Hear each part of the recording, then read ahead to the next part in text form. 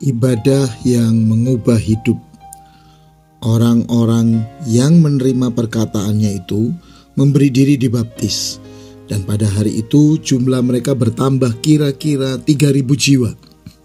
Mereka bertekun dalam pengajaran rasul-rasul dan dalam persekutuan, dan mereka selalu berkumpul untuk memecahkan roti dan berdoa. Kisah Para Rasul 2 ayat 41-42.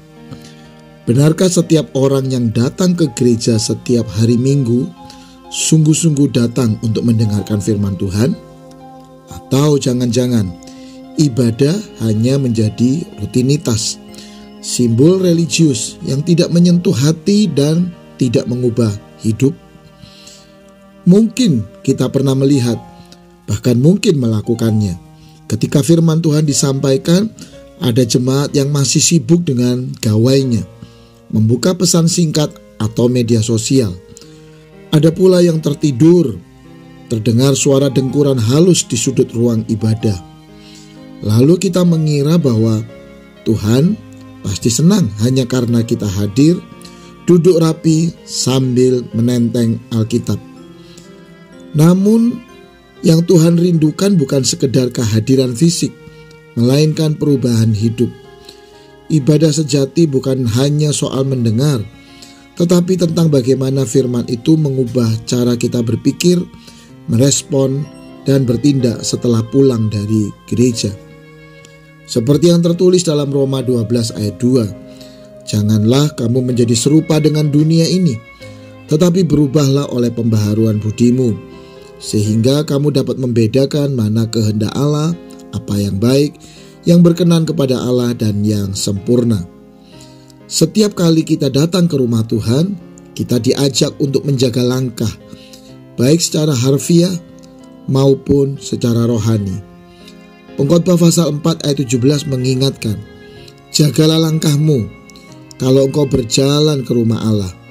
Menghampiri untuk mendengar adalah lebih baik daripada mempersembahkan korban yang dilakukan oleh orang-orang bodoh, karena mereka tidak tahu bahwa mereka berbuat jahat."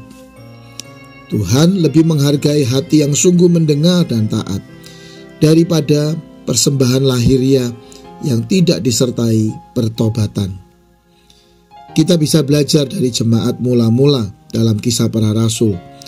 Ibadah mereka bukan sekedar pertemuan mingguan, melainkan gaya hidup. Mereka bertekun dalam pengajaran, saling berbagi, saling menguatkan, dan berdoa bersama. Kekuatan persekutuan mereka bukan hanya dalam liturgi, tetapi dalam kasih nyata yang dibagikan sehari-hari. Koinonia atau persekutuan sejati lahir dari kasih Kristus yang telah membagikan dirinya. Disitulah kekuatan jemaat mula-mula.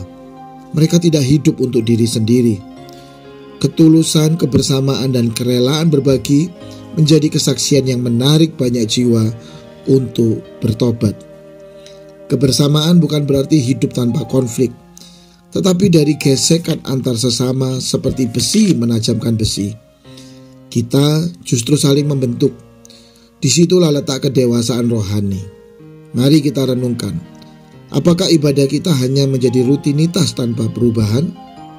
Sudahkah firman yang kita dengar benar-benar membaharui cara hidup kita? Ibadah sejati bukan berhenti di gereja, tapi berlanjut dalam hidup yang diubahkan setiap hari.